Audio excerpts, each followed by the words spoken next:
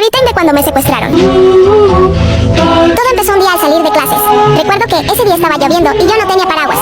Siempre que salgo del cole voy con mis amigas, pero ese día no se pudo, así que tuve que ir sola. Estaba intentando taparme con lo que podía, hasta que me empecé a notar que una furgoneta me estaba siguiendo. Yo me empecé a ponerme nerviosa y me empecé a correr, hasta que de repente tropecé y de ahí me desmayé por el golpe.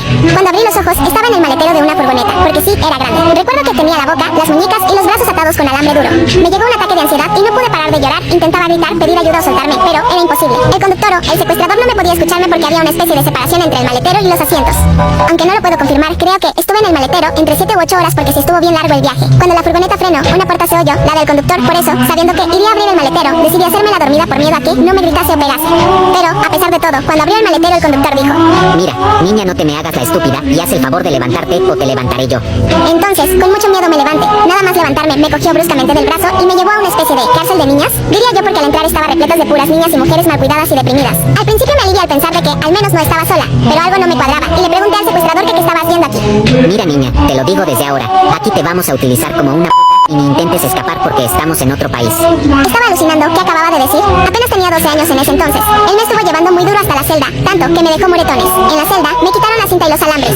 Empecé a llorar, no sabía qué hacer y estaba en shock cuando una compañera de celda de entre 17 y 18 años me abrazó y me consoló. Me contó que ella tenía 18 años y que estuvo allí encerrada desde los 14. También me dijo que iba a morir el día siguiente porque ya era adulta y que me dijo que cuando le desviviesen que revisara su cama porque ahí tenía algo importante.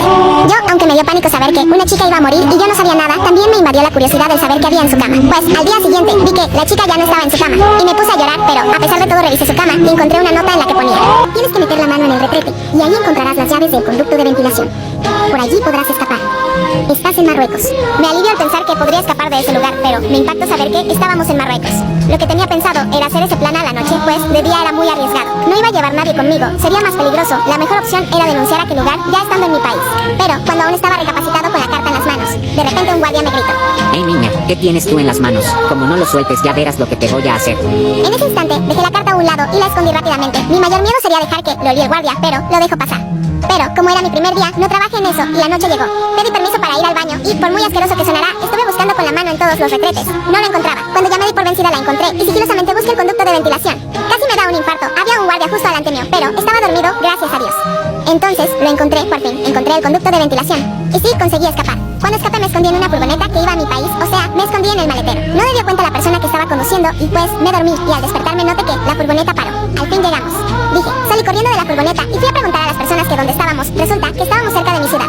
No podía subirme ni a un bus, tren o coche ajeno, pues no tenía dinero. Me fui andando. Calculando, estuve unas 2 horas andando, intenté guiarme de los carteles y cuando llegué corrí de la emoción a mi casa. Me di cuenta que las calles estaban repletas de carteles míos diciendo busca por eso. Me di cuenta que mi madre y padre se preocuparon por mí. Al llegar a mi casa mis padres, al verme, empezaron a llorar de la emoción. Yo les conté todo, dónde estuve, como casi me quedo allí para siempre y como escape. Al final logramos denunciar aquel lugar y muchas niñas fueron salvadas.